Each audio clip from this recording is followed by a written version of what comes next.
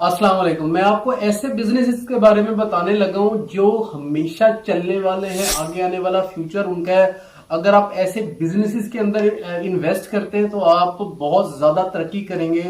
मुल्क के जैसे भी हालात हो जाएं, इस दुनिया के जैसे भी हालात हो जाएं, दुनिया जिस तरफ जा रही है मैं आपको वो बिजनेस बताऊंगा। सबसे जो अच्छा बिजनेस करने का तरीका होता है ना, वो ये है कि आप ना किसी को एक फैसिलिटी प्रोवाइड करो।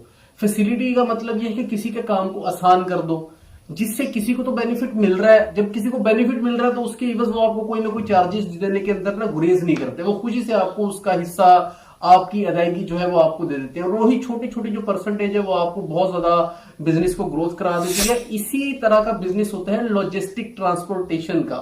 मिसाल के तौर पर जिस बेस पर दराज काम करता है, जिस बेस पर Amazon काम करता है, जिस बेस पर फ्लिपकार्ट काम करता है, इसी बेस पर हमारे टीसीएस, लेपर्ड्स वगैरह जो कंपनीज हैं जो ट्रांसपोर्टेशन का काम करती हैं, ये भी सारी इसी सिस्टम पर काम कर रही होती हैं। अगर हम इनके मॉडल को समझे ना, इनका अपना कोई भी प्रोडक्ट नहीं है। सिर्फ क्या इन लोगों ने या तो बेचने की मंडी फ्राहम की हुई है कि ग्राहक भी उसी जगह पर आ रहा है और बेचने वाला भी उसी जगह पर आ रहा है, दोनों एक जगह पर मिल रहे हैं और दोनों का काम हो रहा है और ये अपने बीच में से कमीशन ले रहे हैं, दराज और Amazon वाले। और दूसरी तरफ जो है टीसीएस वाले, ये क्या काम कर रहे हैं, ये सिर्फ सामान को एक जगह से लेते हैं दूसरी जगह पहुंचाते हैं, इतना सा इनका काम है। रिसेंटली अभी मैं गया अपने टीसीएस के ऑफिस में पार्सल भिजवाना था।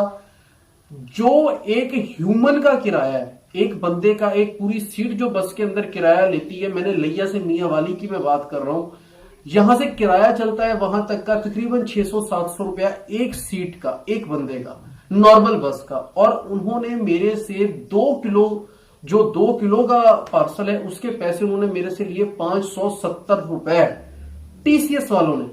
मुझे बड़ी हैरानगी हुई कि यार इतना रेट है। मैं लेपर्ड वालों के पास गया, लेपर्ड वालों का रेट था 700 रुपए उसी पार्सल का, 2 किलो का। और फिर मैं गया M&P वालों के पास, उनका जो रेट था 800 रुपए। मैं इतना शॉक हुआ कि ये इतना ज्यादा, जो एक सीट का किराया वो ये 2 किलो के पार्सल का ले रहे हैं।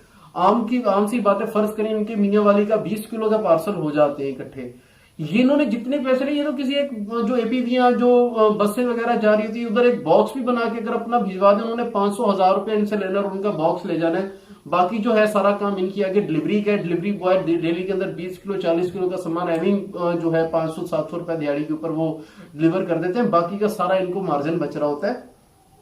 ऐसे जो काम है, जो किसी को सर्विस प्रोवाइड कर रहे हैं, जो किसी के काम को आसान कर रहे हैं, इनके अंदर बहुत ज्यादा बेनिफिट है। सेम यही काम दराज कर रहा है, सेम यही काम Amazon कर रहा है। Amazon और दराज वालों का तो थोड़ा सा सिस्टम डिफरेंट है कि ये मंडी है बेसिकली, कि खरीदार भी वहां पर आ रहा है, बेचने वाला भी वहां पर आ रहा है, उनके सामान की खरीदो फरोख्त हो रही है और फी सेल परचेज ये अपना इनका कमीशन होता है। ऐसे जो काम है ना, ये इनका दौर है। हर चीज आगे डिजिटल होने जा रही है, चाहे वो सब्जी वाला काम होगा, चिकन वाला होगा, हमारा करियाना स्टोर होगा, हर चीज ही आगे डिजिटल हो जाएगी। तो ऐसे काम, अगर ऐसी एप्स, ऐसे बिजनेसेस के ऊपर अगर आप काम करते हैं तो आप थोड़ी इन्वेस्टमेंट करके इस चीज को लॉन्ग टर्म का समझकर आप इस बिजनेस के अंदर बहुत बड़ा जो है मार्जिन और बहुत बड़ा बिजनेस बना सकते हैं। इसके बाद जो अगला बिजनेस है ना, वो एजुकेशन का है। देखिए, जितनी भी दुनिया में काम हो रहा है, वो क्यों हो रहा है काम? वो हो रहा है, लोग अपने लिए, अपनी जात के लिए काम कम करते हैं, अपने बच्चों के लिए काम ज्यादा करते हैं। हर कोई अपने लाइफस्टाइल को तो बर्दाश्त कर लेते हैं, अपने लाइफस्टाइल के ऊपर तो हम सेक्रीफाइस कर सकते हैं, लेकिन हमारी कोशिश ये होती है कि जो हमारे बच्चे हैं, जो बड़े हो रहे हैं, उनका लाइफस्टाइल हम उनको बेहतर से बेहतर दे सकें। ऐसे मौके पर हम उनको कोशिश करते हैं कि उनको तालीम भी अच्छी से अच्छी दी जाए। तो ऐसे लोग जो कि बिजनेस करना चाहते हैं, एजुकेशन का जो बिजनेस है बहुत अच्छा बिजनेस है। मैं इसकी आपको मिसालें दे सकता हूं। जितने भी बड़े बड़े स्कूल सिस्टम है, आप ये मेरी बात सुने कि एक कमरा है, फर्ज करें, कितने ज्यादा स्टूडेंट्स एक क्लास के अंदर बैठते हैं, 40-50 स्टूडेंट्स बैठते हैं। और आजकल तो एक छोटे से छोटा जो स्कूल है उसकी भी 5 से 10 हजार रुपए के दरमियान में फीस वेरी कर रही है। इसके अलावा अगर मैं आपको ऑनलाइन स्टूडेंट्स की, ऑनलाइन अकेडमीज की बात करूं, तो इंडिया में जो बायजूस की उनकी कंपनी है, देखिए वो कितने $1 मिलियन की कंपनी बन चुकी है, जो कि सिर्फ क्या करते हैं, ऑनलाइन आपको पढ़ा रहे हैं। ये काम सिर्फ इसमें फिजिक्स, केमिस्ट्री, मैथ पढ़ाने का नहीं है। अगर आपको गाना गाना आता है आप वो सिखा सकते हो, आपको किरत अच्छी आती है आप वो सिखा सकते हो, पियानो अच्छा बजाना आता है आप वो सिखा सकते हो। मुझे अगर बिजनेस के बारे में पता है तो मैं आपको बिजनेस सिखा रहा हूं, मुझे अगर यूट्यूब के बारे में पता है मैं आपको यूट्यूब सिखा रहा हूं। कोई भी ऐसा काम जो कि आप सिखा सकते हो जिससे किसी का फ्यूचर सिक्योर हो रहा है, उसको वैल्यू मिल रही है, तो वो काम कभी खत्म नहीं होगा। इसको आप ऐसा ऐसा डिजिटल कर सकते हो। ऐसा ऐसा से कहने का मतलब ये है कि पहले आप इसको ऑफलाइन शुरू करो ताकि आपको एट वंस इनकम आना शुरू हो जाए, फिर आप इस चीज को ऐसा ऐसा डिजिटली लेके जाओ, पूरी नेशनल लेवल पर इंटरनेशनल लेवल पर अपनी पहचान बना सकते हो। और बिजनेस को अब बायजूस की जो कंपनी है भारत के अंदर, अभी उनको वो क्रिकेट टीम को उनकी स्पॉन्सर कर रही होती है, इतनी बड़ी वो कंपनी है, इतना बड़ा उनका नाम है, इतनी इतनी ज्यादा उनकी जो है माशाल्लाह से ग्रोथ हुई है कि उन्होंने एजुकेशन को सारा डिजिटल कर दिया। उनकी यूनिवर्सिटी लेवल तक की स्टडी इस टाइम ऑनलाइन हो रही है। तो ऐसे बिजनेसेस को आप ऑनलाइन भी कर सकते हो, तो आपको भी इसके अंदर बहुत ज्यादा जो है वो ग्रोथ मिलेगी। इसके बाद जो है ना वो बिजनेस है फूड का। देखिए फूड आ जाती है बेसिक नीड के अंदर। जो मर्जी हालात हो जाए, महंगाई जिधर मर्जी चली जाए, हमने खाना खाना है, फूड की हमें जरूरत है। अगर हम पाकिस्तान की बात करें, जब पाकिस्तान आजाद हुआ होगा 1947 के अंदर, रकबा तो पाकिस्तान का उतना है ना, तब 1 करोड़ आबादी होगी, और अभी पाकिस्तान की 23 करोड़ आबादी है। 23 करोड़ से भी अब तो ऊपर चली गई होगी। देखे जाए तो एरिया हमारे पास उतना ही है, लेकिन हमारी पॉपुलेशन बढ़ गई है। पॉपुलेशन बढ़ने के साथ साथ जितनी ये सोसाइटीज बनती हैं, शहर बनते हैं, शहर बड़े होते हैं, उतना हमारा कंस्ट्रक्शन एरिया बड़ा होता है और हमारी एग्रीकल्चर लैंड कम होती जाती है। खाने वाले ज्यादा हो रहे हैं और जमीन जो खुराक प्रोड्यूस कर रही है वो कम हो रही है, खुराक की डिमांड ज्यादा हो रही है।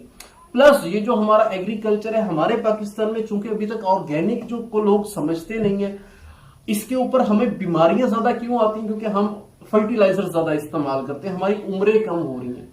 अगर आप समझकर ऑर्गेनिक फूड के बिजनेस को करते हैं या फूड के बिजनेस को करते हैं, अगर आप फूड का बिजनेस करते हैं तो आपका फौरन से चलना शुरू हो जाएगा। अगर आप ऑर्गेनिक फूड का काम करते हैं तो आपको हो सकता है 2 से 4 साल, लेकिन फ्यूचर ऑर्गेनिक फूड का है। जितनी बीमारियां हैं, महंगाई जितनी ज्यादा है, ऑर्गेनिक फूड की तरफ हमें शिफ्ट होना पड़ेगा। तो ऐसा बिजनेस अगर आप करते हैं फूड के रिलेटेड, तो इसके अंदर भी आपको मारनी पड़ेगी, आप जरूर इसमें कामयाबी और अच्छा पैसा कमाएंगे। इसके अलावा जो अगला कारोबार आ जाता है ना, वो मेडिसिन का कारोबार है, जिसको फार्मा सेक्टर भी बोला जाता है, जहां पर दवाइयां बनाई जाती हैं। हम पाकिस्तान के अंदर अपनी मेजर मोस्टली दवाइयां हम इंपोर्ट करते हैं, इसीलिए हमारी दवाइयां इतनी महंगी हो गई हैं। हमारे यहां पर कोई लोकल इंडस्ट्री नहीं है जो दवाई को बना सके। देखिए एक सिंपल सा फार्मूला है, पैराडॉल है ना, सिंपल सा फार्मूला है।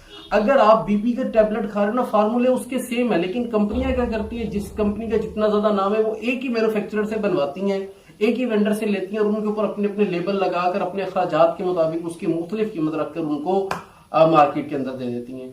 इंडिया के अंदर एक बंदा है जेनेरिक आधार के नाम से उसकी कंपनी है, उन्होंने भी ये सेम प्रॉब्लम थी भारत के अंदर। उन्होंने जो दरमियान में जितने भी कट्स थे, शिपमेंट के चार्जेस वगैरह, उनको खत्म करके उन्होंने डायरेक्ट मैन्युफैक्चरर से दवाइयां बनाने वाली फैक्ट्रियों से उठाकर दवाइयां डायरेक्ट रिटेलर्स तक दी हैं, और उनका बीच में से दवाइयां भी तो सस्ती हुई हैं, गैप भी था, मार्केट गैप भी था, और उन्होंने इस चीज से पैसा भी बहुत ज्यादा कमाया। इस टाइम उनको बड़े बड़े टाटा जो है उन्होंने भी उनको स्पॉन्सर किया है, उनके साथ पार्टनरशिप की है, बहुत सारे लोगों के साथ उनका कोलैब्स हुए हैं, बहुत बड़ा बिजनेस है। सेम यही जो बिजनेस गैप है हमारे मुल्क के अंदर भी है, हमें भी ये काम करना चाहिए, हमें भी छोटा सा कोई इस तरह के स्टेप्स लेकर, ताकि हमारा मुल्क भी दवाइयां एटलीस्ट जो डिजर्विंग पीपल है, जो ज्यादा महंगी दवाई बर्दाश्त नहीं कर सकते, उन तक हमारी अगर सस्ती दवाइयां पहुंचे तो बहुत अच्छा होने वाला है। और ये बिजनेस भी ऐसा है, चूंकि हमारी खुराक अनहेल्दी है, इसलिए हमारे पास मेडिसिन का कारोबार जो है ये कभी खत्म नहीं होगा। बीमारियां बहुत ज्यादा है और मेडिसिन के काम को बहुत ज्यादा ग्रोथ मिली हुई है, लेकिन अगर हम सस्ती दवाई प्रोड्यूस कर लेते हैं तो इसके अंदर हम खिदमत खल्क भी करेंगे और पैसा भी अच्छा कमा लेंगे।